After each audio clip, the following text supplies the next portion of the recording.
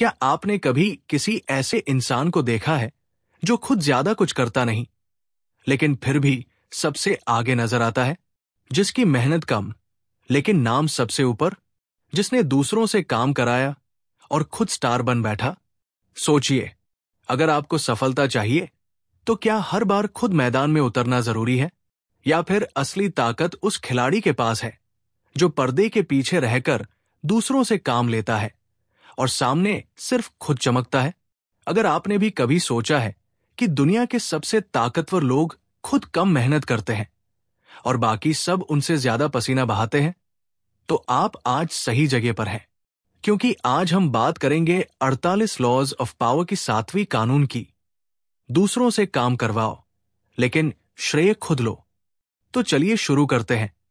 एक ऐसी कहानी जो आपकी सोच को बदल देगी।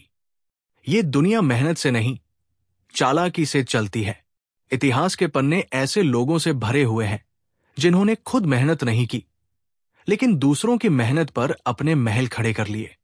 लॉ 7 यहीं पर सबसे ज्यादा प्रासंगिक हो जाती है। इस कानून का असली मतलब है, अपने आसपास ऐसे लोगों को इकट्ठा करो जो टैलेंटेड हो, जो मेहनती हो, जिनके पास स्किल्स हो, और फिर उनके द्वारा किए गए काम को ऐसे पेश करो जैसे वो तुम्हारा अपना हो। अब कुछ लोग कहेंगे, ये तो गलत है, धोखा है। लेकिन रुकिए, पावर गेम में सही गलत नहीं देखा जाता है कौन जीतता है। ये कानून नैतिकता नहीं, सत्ता की बात करता है, और सत्ता उन्हीं के पास रहती है जो दूसरों को इस्तेमाल करना जानते हैं। एक जमाना था जब टेस्ला एक प्रतिभाशाली वैज्ञानिक थे। उन्होंने कई अद्भुत आविष्कार किए, लेकिन नाम किसका हुआ? थॉमस एडिसन का। एडिसन ने टेस्ला को अपनी कंपनी में काम पर रखा। टेस्ला ने रात दिन मेहनत की, लेकिन जब उनके काम की गूंज पूरी दुनिया में फैली तो क्रेडिट एडिसन ले उड़े। एडिसन ने क्या किया? उन्होंने टेस्ला से काम कराया, उस पर अपने नाम की मुहर लगाई, और पूरी दुनिया ने उन्हें महान आविष्कारक कह दिया। टेस्ला को इतिहास में देर से पहचान मिली, और एडिसन ने उसी समय ताकत, पैसा और शोहरत सब कमा ली। अब सोचिए, अगर टेस्ला खुद अपने काम को प्रमोट करते, उसका श्रेय लेते, तो क्या आज तस्वीर कुछ और होती? दिमाग से खेलो, मेहनत से नहीं। इस कानून का मतलब ये नहीं कि आप आलसी बन जाओ। इसका मतलब यह है कि आप अपनी ऊर्जा और समय को प्रबंधन, रणनीति और क्रेडिट मैनेजमेंट में लगाओ, बजाय हर काम खुद करने के। सोचिए, एक राजा खुद खेती नहीं करता, वो किसानों से काम करवाता है, लेकिन जब फसल लहलहाती है तो श्रेय किसे जाता है? राजा को। दुनिया ऐसे ही चलती है, जो दिखता है वही बिकता है। इस कानून को आज के समय में कैसे लागू करें? मान लीजिए आप एक कंटेंट क्रिएटर हैं।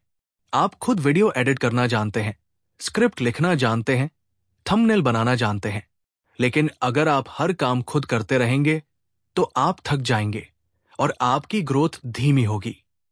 अब समझिए इस कानून को। आप एक टीम बनाइए, स्क्रिप्ट किसी और से लिखवाइए, एडिटिंग किसी और से कराइए, लेकिन वीडियो में चेहरा आपका हो, नाम आपका हो, चैनल आपका हो। काम उन्होंने किया, लेकिन क्रेडिट आपका मिला। बस यही है पावर का असली खेल। क्यों जरूरी है ये कानून? 1. टाइम बचता है, आप अपने समय का इस्तेमाल सिर्फ स्ट्रैटेजी में करते हो। 2. बुद्धिमानी का खेल, आप हर काम के मास्टर बनने की बजाय हर मास्टर को अपने लिए काम में लगाते हो। 3. इंपैक्ट ज्यादा होता है, जब हर क्षेत्र के एक्सपर्ट आपके लिए काम करें तो परिणाम विस्फोटक होता है। क्या सावधानियां जरूरी है? लेकिन रुकिए, यह कानून जितना ताकतवर है उतना ही खतरनाक भी। अगर आप बार बार दूसरों का श्रेय लेते हैं तो एक दिन लोग आपका असली चेहरा पहचान लेंगे। इसीलिए चालाक बनो, लेकिन बेईमान नहीं। क्रेडिट लो, लेकिन उन लोगों को भी इनडायरेक्टली सराहो जो आपके लिए काम करते हैं। इससे वो आपके साथ बने रहेंगे और आपकी पावर बनी रहेगी। स्टीव जॉब्स खुद कोडिंग नहीं करते थे, लेकिन उनके नाम से आईफोन मशहूर हुआ। उनकी असली ताकत थी विजन, मार्केटिंग और दूसरों से सही काम करवाना। उनके पीछे एक पूरी टीम थी, इंजीनियर, डिजाइनर, डेवलपर्स। लेकिन लाइमलाइट में कौन था? सिर्फ जॉब्स। इससे बड़ा उदाहरण और क्या चाहिए? एक सवाल जो आपको सोचने पर मजबूर कर देगा। क्या आप जिंदगी भर खुद मेहनत करते रहना चाहते हैं और पीछे रह जाना चाहते हैं, या आप दूसरों से काम लेकर अपने नाम से इतिहास में जगह बनाना चाहते हैं? फैसला आपके हाथ में है। तो दोस्तों, यही थी लॉ 7, दूसरों से काम करवाओ लेकिन श्रेय खुद लो की गहराई। अब सोचिए, अगर यह कानून इतना ताकतवर है तो लॉ 8 कितना खतरनाक होगा, जो कहता है दूसरों को अपने पास बुलाओ, कभी खुद मत जाओ। मतलब, सत्ता हमेशा अपने केंद्र में रहना चाहती है। अगर आप लॉ 8 को सही से समझ गए तो लोग आपके पास खुद चलकर आएंगे और आप सत्ता के केंद्र में रहेंगे। तो अगली बार मिलते हैं लॉ 8 के साथ, एक ऐसी रणनीति जो आपको राजा बना देगी बिना ताज पहने। अगर आपने अभी तक चैनल सब्सक्राइब नहीं किया है तो अभी कीजिए, क्योंकि अगला वीडियो आपकी सोच बदल देगा। ताकत चाहिए तो सीखिए पाओ के असली कानून, हर रविवार सिर्फ इस चैनल पर।